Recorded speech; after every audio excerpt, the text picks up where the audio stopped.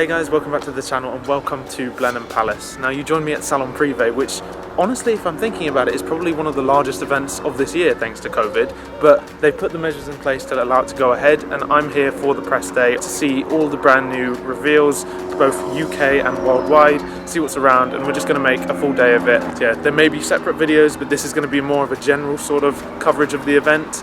Yeah, let's just go see what this event has in store.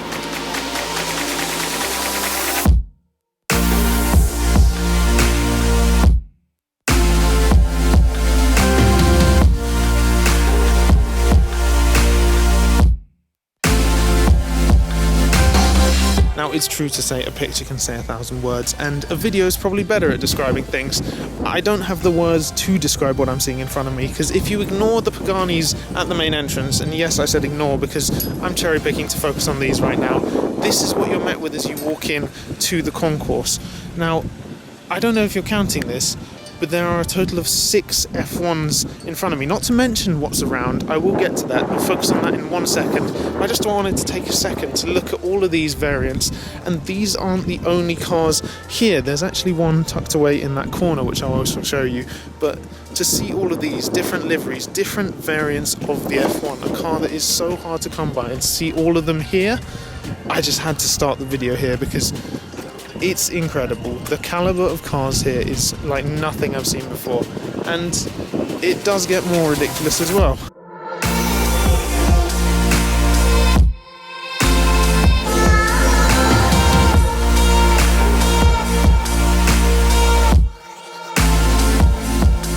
So as good a place to start as any would be the guys at Bugatti and the Supersport trio that they brought here with the new Chiron Supersport in the same livery as the old WRCs and WREs that they produced. This is the 300-mile-an-hour hypercar that they have made, and it is incredible to see. You can actually see this is the very car they hit the milestone with. Because of all the dirt here, they've actually labelled it so that they don't clean it, and they keep the historic milestone engraved into the carbon that you can see exposed on the entirety of the car. This entire thing is carbon. Things to note immediately: the grills are larger for the encouraged cooling of the car, something that's needed of a car this sort of caliber.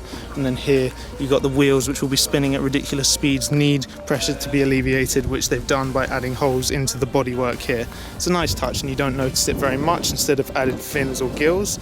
As we come down, the main change obviously with this car is the rear. It's been extended, as you could probably see from where the wing is normally on the end of the Chiron. It's got this extra bit, and it kind of shrinks into the rear because obviously cutting through the air and making it slippery needs reduced drag at the rear as well. You've got vertical mounted exhausts, 4 of them, which allow for more diffuser space, and yeah, the W16 exposed here as standard. It's just an amazing thing to see, and you can't forget the history of this brand with everything they've achieved from the Veyron all the way to here. I mean, where does it go from here, to be honest?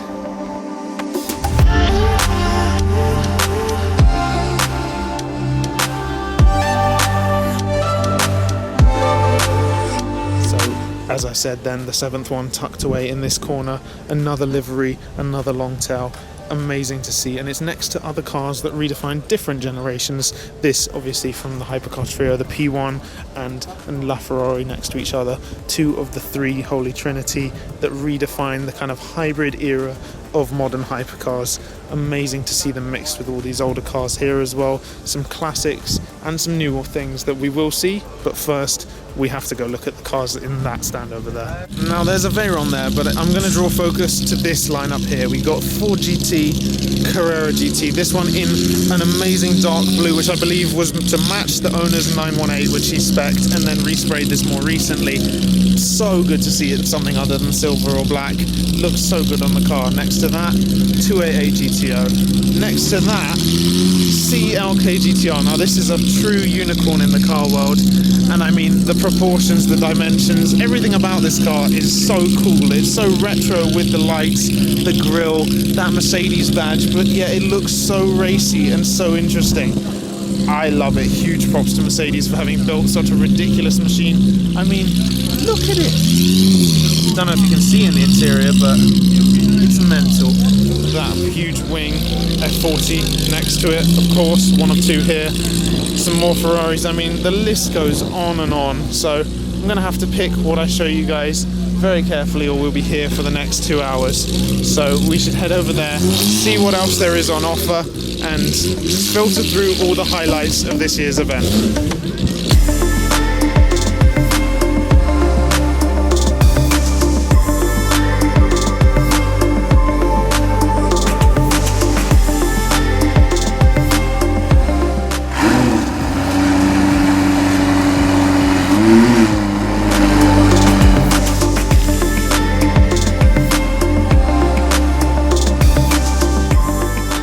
Other than cars that aren't full size, here at Tom Hartley there are another mix of hypercars because there weren't enough on this lawn obviously. You've got the 918 Spider, clean spec, Visac pack, that P1 in dark blue with MSO options looking incredible over there. A very bold Senna spec, don't think I've seen anything like this before, but if you know the colour scheme then you know why that sits on this exact car. Pista Aperta here in yellow with blue stripe, carbon everywhere, no carbon wheels but looks very good. Super America, and you can see in the back more ridiculous cars. It never ends at this event. So one Senna isn't ridiculous enough, especially road legal ones. We've got the Senna GTR LM here, finished in a historic Harrods livery. Looks incredible with the doors up as well. Just next to that, got a Zonda F, again exposed carbon fibre, roadster variant for this particular one. Looking good for the age. It's incredible how they've aged. Here we've got something a bit more modern. Got, if you know Zach's Garage on YouTube, he's got the Koenigsegg Gemera here on display. Dark blue carbon, gold accenting everywhere. I think it's gold leaf on all the major parts. It looks amazing. Some gems covered up. I'm just going to try and not get run over by that old Alfa there. This is an SP2 Monza under this cover. And just next to that we have a LaFerrari with the La Aperta or FXXK wheels. These are the wheels to go for. It looks so good. It's matching my spec on my Abarth, but that's, no one cares about that. Anyway.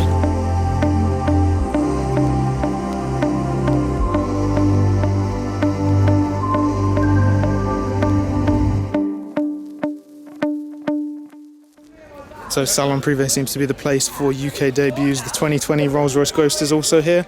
I must say this one looks very smart. Colour scheme, spec, the new design, it all looks good. Can't wait to see a million of them in London. So at the McLaren stand, and they've got three very hardcore variants of their road cars here. Got the 765 LT, 620R and the McLaren Elva.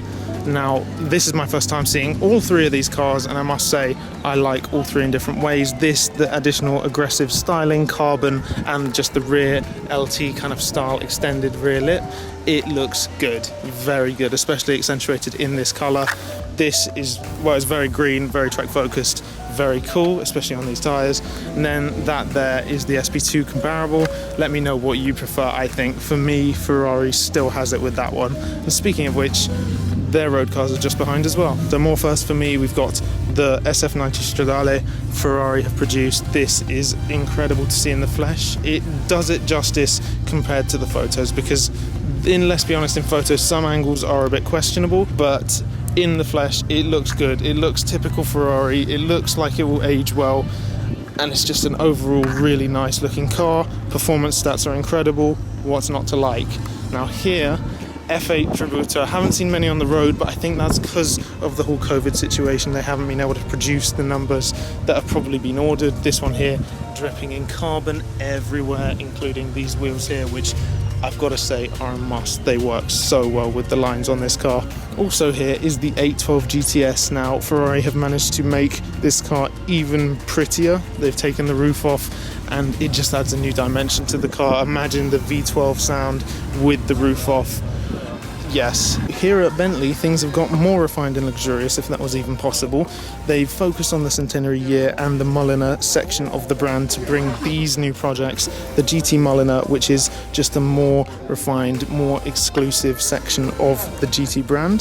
The Bacala over there, limited to 12 units strictly, is an amazing thing to look at. And each client will have the ability to customize their car exactly how they want it, and not one of the 12 will be the same. They're all sold out. So shows that they're going in the right direction with that. And something very unique over there is the Bentley blower that they've got. This is actually being fully restored, and it's a project they are starting with customer cars actually being delivered. So they described it a bit better than me. I'll overlay a bit of footage now. So he set the lap record and then set out to break the Mercedes, which he did, of Caracciolo and Co., which allowed the Bentley team to get first, second and third position in 1930, our most glorious victory, the 5th victory then at Le Mans, because of the sacrifice of this car. We bought the car about 20 years ago. When I came back to the company a couple of years ago, it was in a dreadful state. We'd used it enthusiastically, which we should, but we'd not maintained it the way that we should. So we determined we would restore the car sympathetically and create 12 recreations of this car. So how have we done that? We stripped down every nut and bolt. We've digitally scanned every component. We've remanufactured every component for this car, and it is one of the 4 only team blowers on Earth, and it's even different to the other 3. The gearbox casing and other elements on the vehicle were bespoke to this particular car. So I think I just got here as they're closing up this Koenigsegg stand, covering up the Gemera, but this is another UK release. And I mean, how crazy is this place that you see this, and in the background you've got the Chiron Supersport. This car has similar performance stats, but 4 seats, so it's ridiculous. The whole side of the door here opens up, the same mechanism as all standard Koenigsegg's. It's kind of synonymous with the brand. 0 to 60, less than 2 seconds, I believe. 1700 horsepower from a tiny engine assisted with electric motors, 4-wheel drive. You can take the entire family with you. Look at that interior, it's just insane to see. An amazing car, incredible feat from Koenigsegg, and it's very clever of them to have created something so unique and filled a space in the market that never actually existed. So respect for that, and I'm looking forward to seeing one of the 300 at least on the roads. It'll be an amazing car, and I'm sure people will enjoy the car and driving it with more people to experience that amazing power. This Regera as well, full carbon, not the only one here as well, as we've already seen. So I think that basically covers everything from Salon Privé this year. It's just an eclectic mix of everything, both new and old, both new releases and things that have already been seen, but because of 2020, it's just been difficult to get car events organised. Thankfully, this one went through, and it's just great to be back at something like this. So I hope you enjoyed the video, hope you enjoyed the insight into the cars here, and I look forward to bringing you more car content very soon. Thanks for watching, guys. I'll see you in the next video.